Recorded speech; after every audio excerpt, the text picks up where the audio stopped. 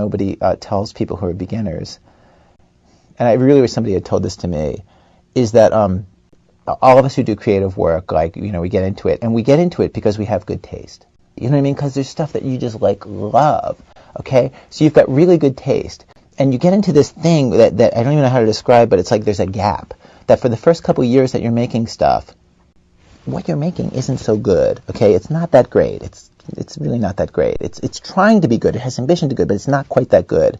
But your taste, the thing that got you into the game, your taste is still killer. And your taste is good enough that you can tell that what you're making is kind of a disappointment to you. You know what I mean? Like, you can tell that it's still sort of crappy. A lot of people never get past that phase. A lot of people at that point, they quit. And the thing I would just like say to you with all my heart is that most everybody I know who does interesting creative work, they went through a phase of years where they had really good taste. They could tell what they were making wasn't as good as they wanted it to be. They knew it felt short. Some of us can admit that to ourselves, and some of us are a little less able to admit that to ourselves. But we knew, like, it didn't have this special thing that we wanted it to have.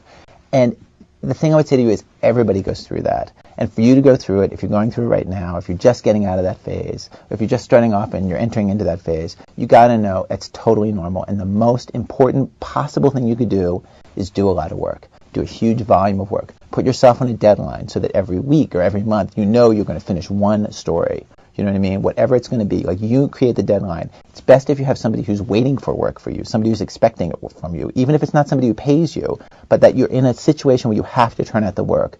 Because it's only by actually going through a volume of work that you're actually going to catch up and close that gap. And the work you're making will be as good as your ambitions. So, like, I'm in a place, like, I'm done, right? I've mastered this thing. But I got to tell you, like I took longer to figure out how to do this than anybody I've ever met. I guess I'm saying, like, it takes a while. It's going to take you a while. It's normal to take a while, and you just have to fight your way through that, okay?